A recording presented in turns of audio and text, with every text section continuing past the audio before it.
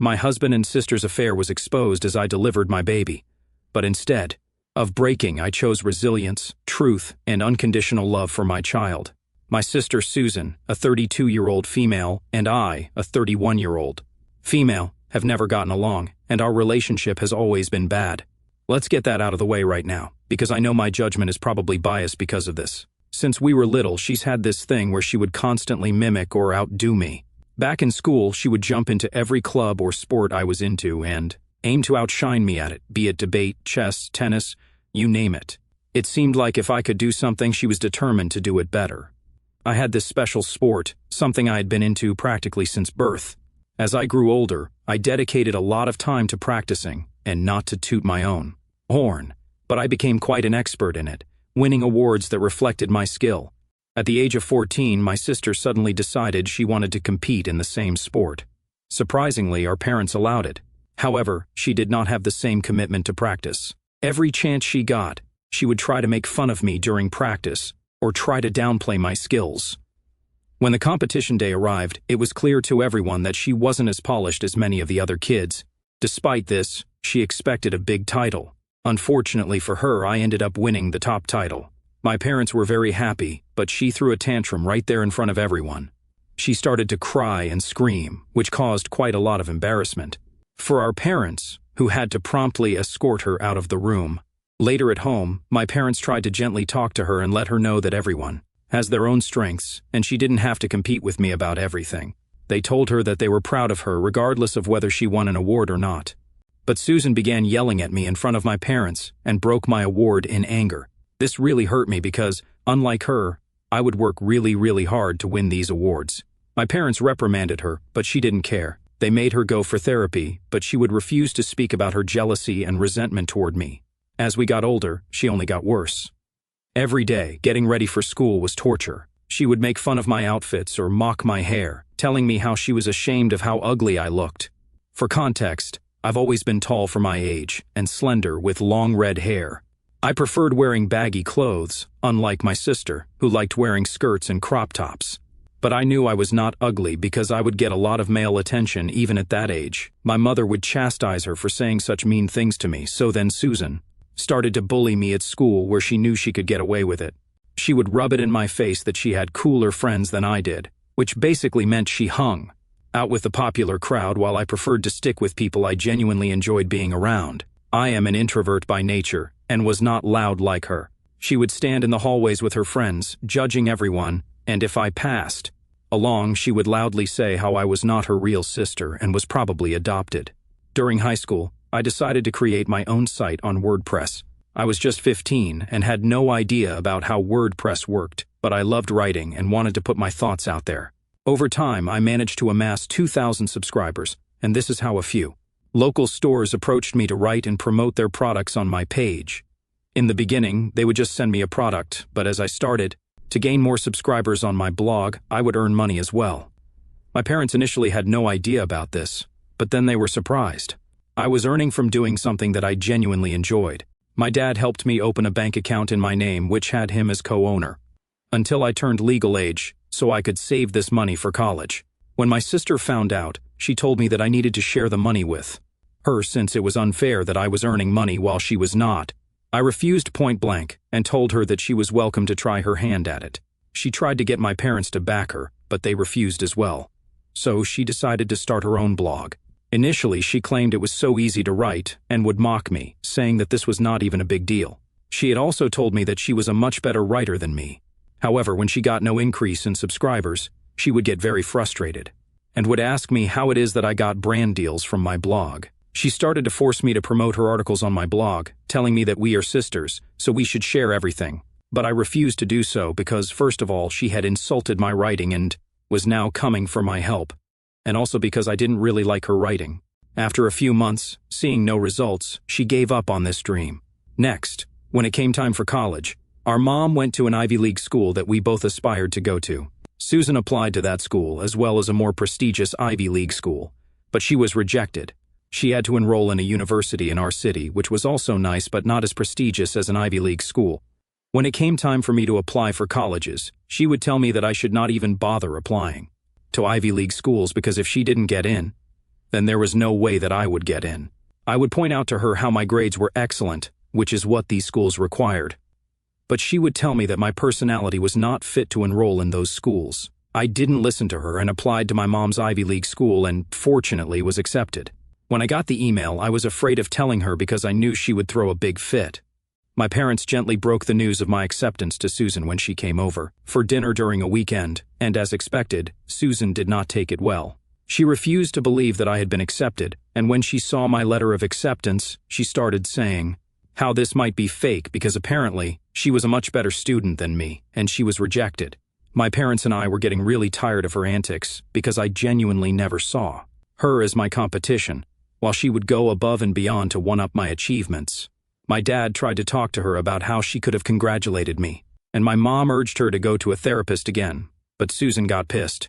She angrily yelled at them about how she was their first child, so she was not the problem, and how she never wanted a sibling. Then she angrily walked out of the house in the middle of dinner. Ever since then, I made up my mind to keep my distance from her because I understood that we were getting older, and she should be over this jealousy thing by now. College really changed me. I made new friends and hung out with them. The distance allowed me to focus on my own growth and development without the constant shadow of comparison. I pursued activities and formed connections based on my own preferences rather than in reaction to her attempts to one-up me. As the years in college unfolded, I discovered new passions and interests that were entirely my own, and I relished the freedom of being myself without the weight of constant competition. While I hoped my sister would find her own path and embrace her individuality, our relationship continued to be strained. When she could not compete with me academically anymore, she started to get competitive with our personal lives. She was always pretty passive-aggressive when I got a boyfriend before she did. When my boyfriend Finn and I decided to move in together, she never missed a chance to make snide comments about it. Eventually, she found a guy called Tom who seemed perfect for her, and her mean comments started to mellow out. I could sense that she had this desire to get married first and be the first to have kids, but honestly, it didn't bother me much because I wasn't in any rush. Then, on Christmas, she announced that she was getting married in 2023, and I genuinely felt happy for her. I even congratulated her on her fiancé, and she hugged me for the first time in a long time. I thought we had finally taken a step toward mending our relationship. In the months following my sister's wedding announcement, life took an unexpected turn. We received a call from my boyfriend's younger brother, a 24-year-old, who had just been told by his doctor that he was dealing with a very aggressive disease. The news was hard to fathom, and without hesitation, we rushed to his side to offer our support. My boyfriend was very close with his brother, and I could see how he was struggling to accept the news. My boyfriend and his brother had also lost their father at a very young age, so they knew how painful it was to lose a loved one. While we were staying with his family, my boyfriend popped the question to me one night out of nowhere. I was surprised because, even though we had discussed getting married to each other, I didn't. To think he would do it at this time, my boyfriend told me how he was afraid that his brother may not live to see us get married, and because he loved me and wanted to spend the rest of his life with me, he didn't see any reason why we should delay it any longer. I understood his perspective completely, and agreed because I loved him, and I also recognized the profound happiness it would bring his little brother and the rest of the family.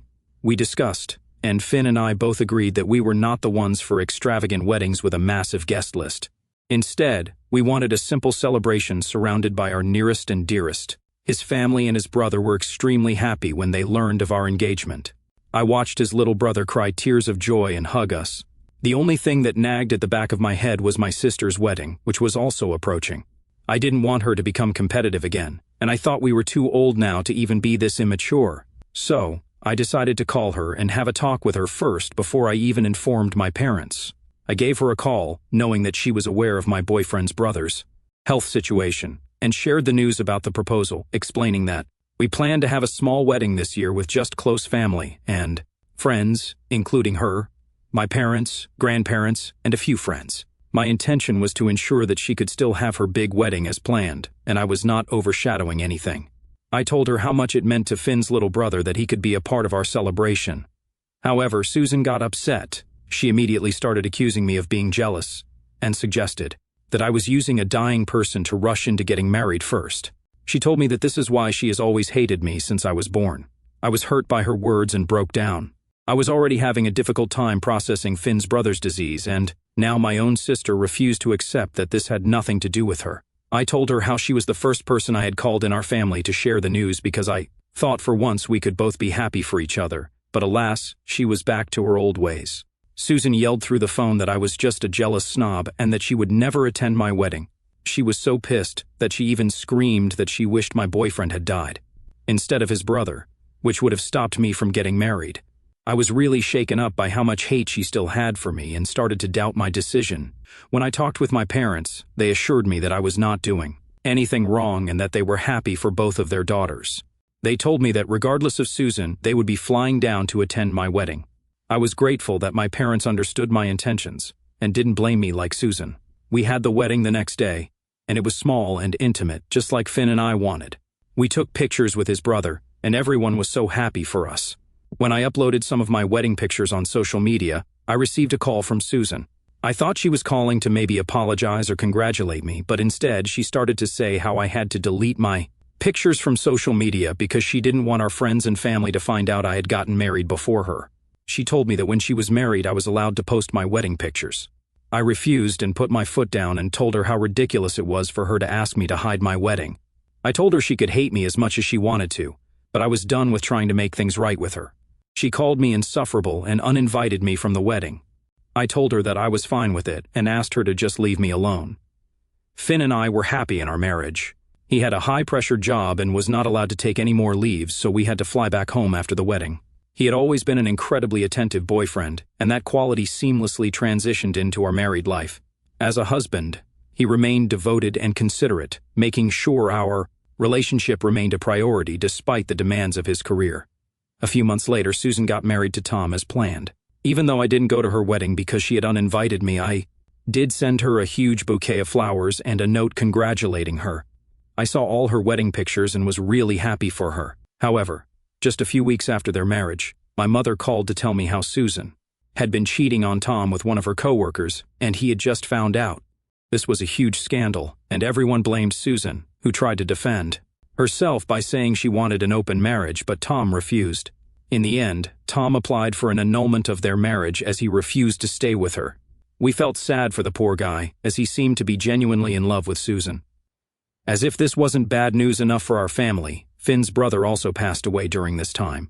My husband and I rushed to be there for his funeral rites, and he was a complete wreck throughout everything. I don't know why, but something inside my husband just broke, and Finn was never the same after that.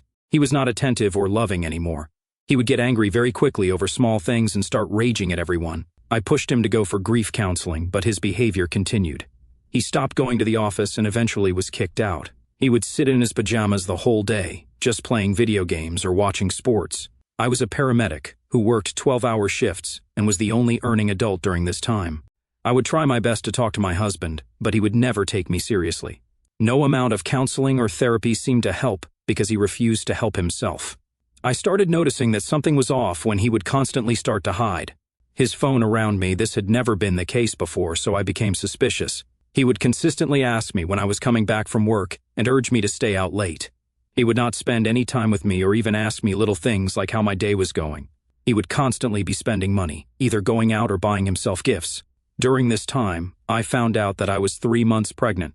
I had not been getting periods, but I assumed it was due to work stress. Never in a billion years did I imagine that I would be pregnant. When I told Finn that I was pregnant, he seemed neutral. I told him straight away that if he didn't want to be a father, he was welcome to walk away from our marriage. He assured me that he was happy for us.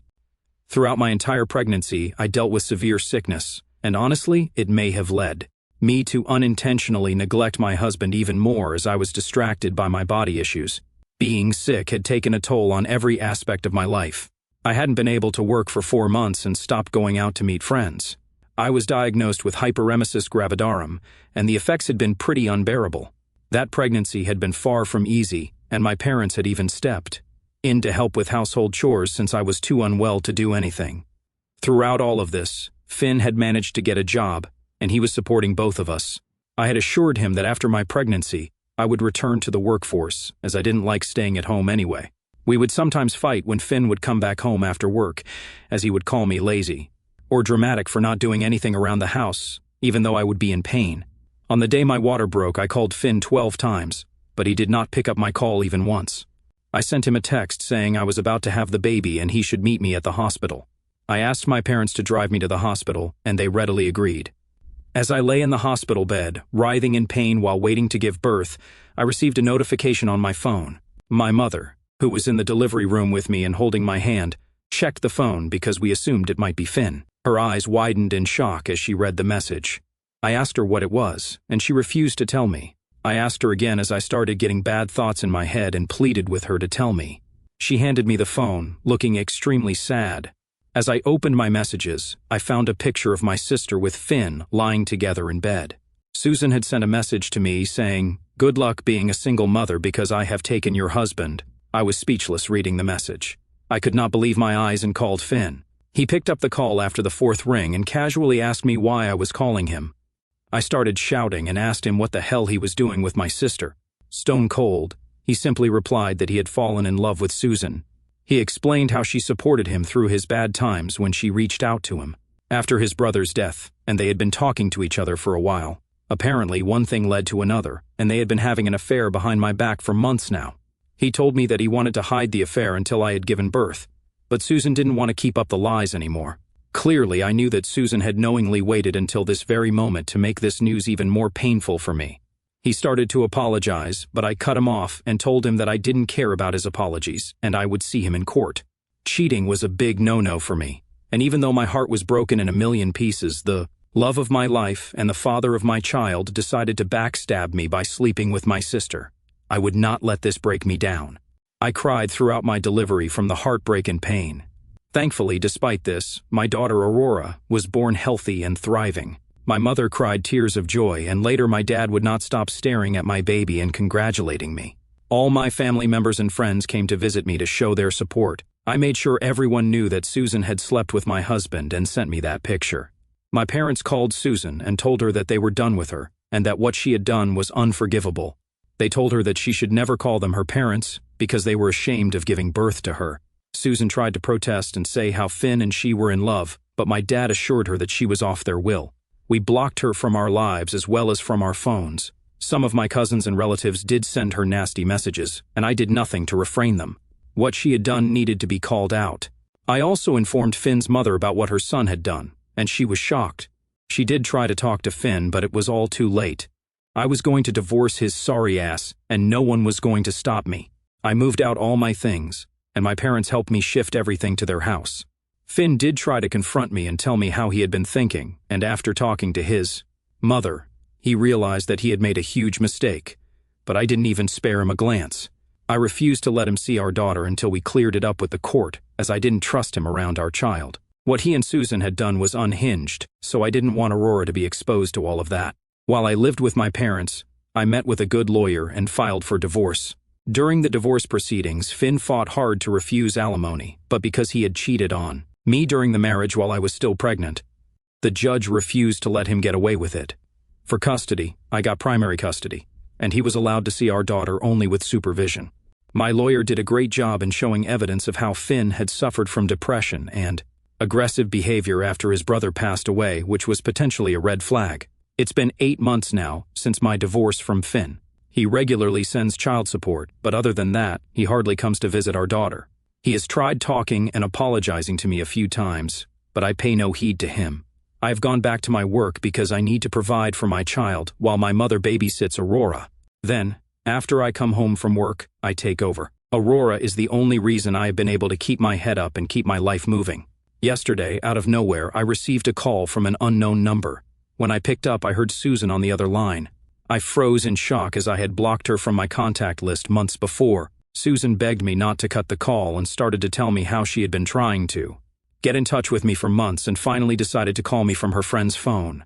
I told her firmly that I had nothing to talk to her about and asked her not to call me again.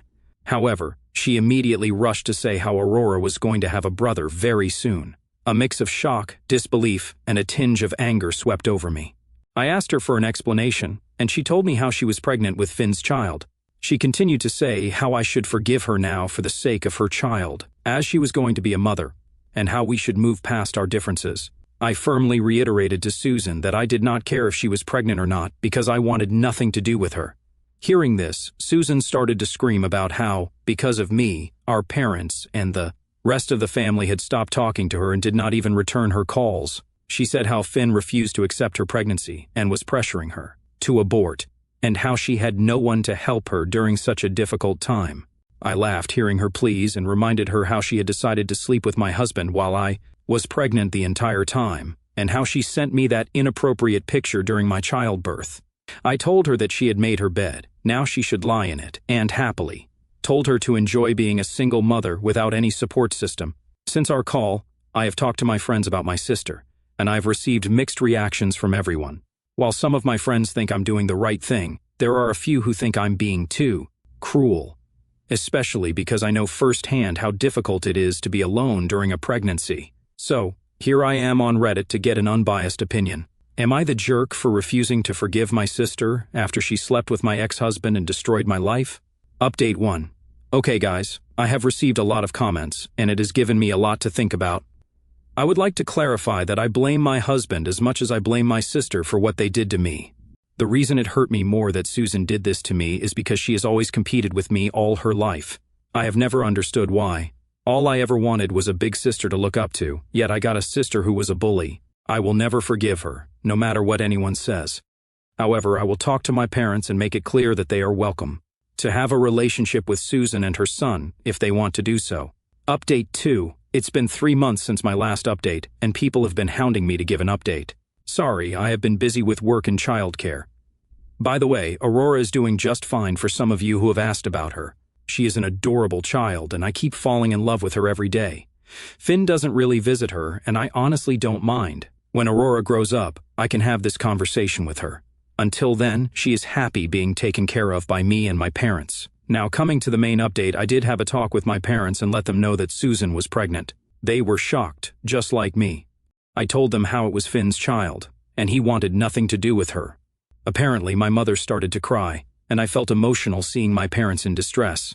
I could see how much my parents were disappointed in my sister. My dad finally called up Finn to have a man-to-man conversation. Finn spilled the truth. He told us how, after our divorce, he had stopped seeing Susan since she lost interest in him and dropped him. She started going out with multiple men, and he was really hurt, so he stopped pursuing her. Then, a few weeks later, she contacted him and told him about her pregnancy. Finn told her that since they were not married and had no plans of getting back together, she could potentially decide not to go through with the pregnancy. However, Susan told Finn how she wanted to be a mother just like me, and that he should prepare himself. Finn pleaded with her to think this through since pregnancy and childcare are not easy, but Susan apparently told him that if I could do it with Aurora, then she could do it also with her son. Finn told my dad that he was ready to pay child support but wanted no relationship with the child. Since this conversation, my parents have realized that Susan hasn't changed at all. She is clearly having this baby to somehow compete with me yet again. Honestly, it is exhausting. I don't want Aurora to grow up like I did, so I want to keep myself and my daughter away from all of this. I told my parents that they were welcome to talk to Susan and have a relationship with her if they wanted, but they seemed reluctant. I also started looking for houses so I can move out of my parents' place with Aurora.